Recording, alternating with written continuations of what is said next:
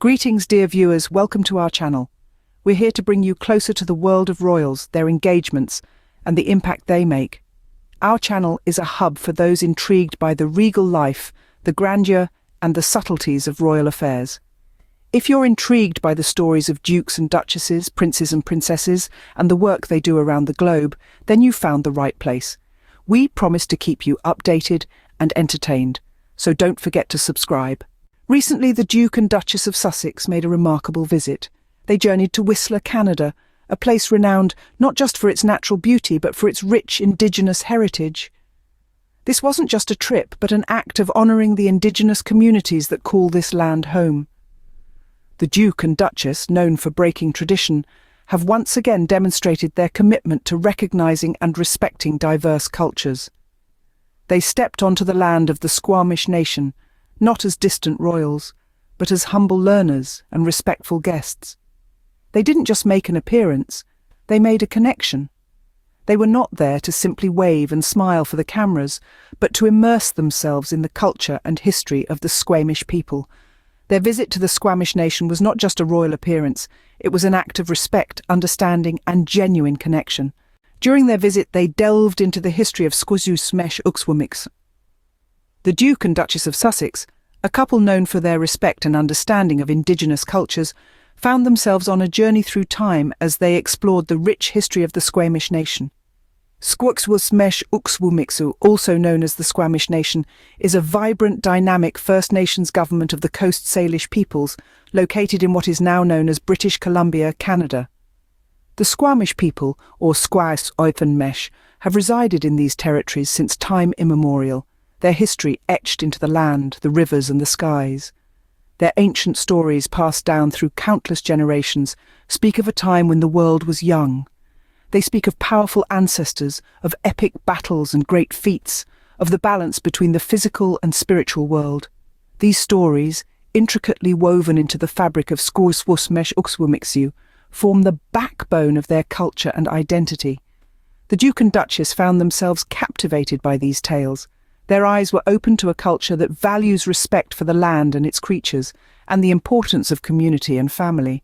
They learned of the Squamish people's spiritual beliefs, their customs, and their traditions. Meghan, as always, was deeply engaged. This phrase accurately captures the Duchess's demeanour during her visit to the Squamish nation in Whistler, Canada. It's not just her physical presence that marks her visit, but her complete immersion in the experience. Meghan's involvement during the visit was far from perfunctory. Her attentive nature was evident as she listened to the stories and history of the Squamish. Her eyes sparkled with curiosity and genuine interest, and her questions were thoughtful, probing, not just for understanding, but for deeper insights into the lives of the Squamish people. Her respect for the Squamish nation was clear in her actions. She took great care to honour and uphold the traditions of the community. Not only did she observe these traditions, but she embraced them, fully participating in the customs and rituals. This wasn't just a royal visit, this was a connection, a moment of shared experience and mutual respect. But what truly set Meghan apart was her humility. Despite her royal status, she was there as a learner, eager to understand and appreciate a culture different from her own. She didn't hold herself above the people. Instead, she met them at their level, engaging with them as equals. Meghan's engagement was more than just a royal obligation. It was a demonstration of her character, her humanity, and her deep respect for the people and cultures of the world. She didn't just observe, she participated. She didn't just listen, she engaged. Her actions were a testament to her belief in the importance of cultural diversity and mutual respect. Her visit to the Squamish nation was a reflection of her commitment to understanding and honouring indigenous communities. Her engagement was a testament to her respect and interest in the Squamish people and their culture. Her actions spoke louder than any words, offering a new definition of what it means to be a global leader in the modern world. Meghan, the Duchess of Sussex, truly embodies the spirit of connection, understanding and respect that the world needs today. The visit concluded with a heartwarming performance by the children of the Squamish nation. Such a captivating spectacle it was, as these young ones danced and sang, their joy resonating with every beat and rhythm. They were the embodiment of the Squamish culture, vibrant, resilient and beautiful, a culture that's been passed down from generation to generation, like an heirloom, precious and priceless. Indeed, this performance was more than a spectacle. It was a statement that said, "We are here, we are proud, we will endure." It was a testament to the Squamish nation's unyielding spirit, to their steadfast commitment to preserving their culture in the face of an ever-changing world. And what's more, it was a call to action, a call to all of us to recognise, respect and support Indigenous cultures everywhere. To understand that these cultures are not relics of the past, but living, breathing entities that enrich our world in innumerable ways. But let's circle back to the impact of the visit. The Duke and Duchess of Sussex didn't just show up.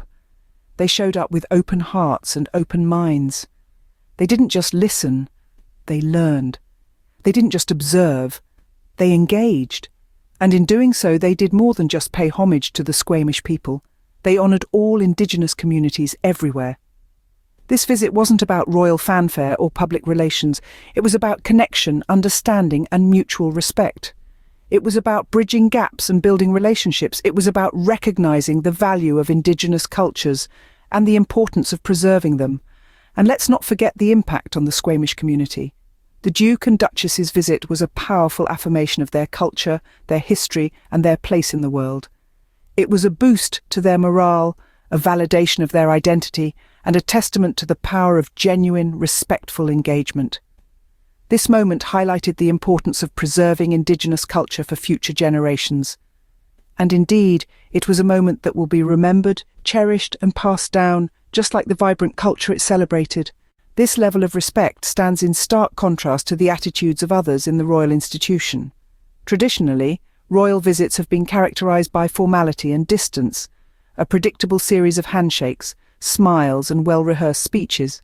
Yet the Duke and Duchess of Sussex have flipped this script, demonstrating a fresh approach to royal engagements that is as refreshing as it is revolutionary. Instead of merely making appearances, they make connections. Instead of observing from a distance, they immerse themselves in the experience. This approach is not just about breaking protocol, it's about breaking barriers and building bridges.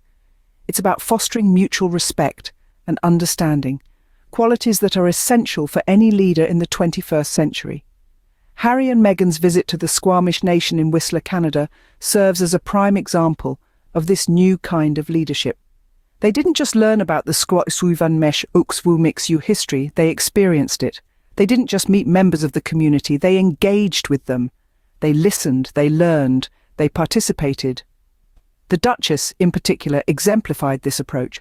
Her attentiveness, her inquisitiveness, her genuine interest in the traditions and stories of the Squamish people all contributed to making the visit not just a royal appearance, but a genuine connection. It's this engagement, this willingness to step out of the royal bubble and into the real world that has endeared them to people of diverse backgrounds. In a world where leadership is often associated with power and prestige, Harry and Meghan are showing us that true leadership is about connection and compassion. It's about understanding and honouring the diversity of our global community. It's about not just being present, but being present in a meaningful way. Through their actions, the Sussexes are not just redefining what it means to be royals, they're redefining what it means to be leaders. They're showing us that leadership is not about one's position or title, but about one's actions and attitudes. And it's this approach, this new kind of leadership, that is making a difference. They continue to redefine what it means to be global leaders in the modern world. Dear viewers, we are nearing the end of our video. Today, we've journeyed with the Duke and Duchess of Sussex through the heart of Squamish territory, observing their genuine engagement and respect for Indigenous culture. We've seen a new kind of royal visit, one marked by listening, learning and connecting rather than mere appearances. A visit that redefines what it means to be global leaders in the modern world. Thank you for your support. Remember to subscribe, share and comment. We value your support.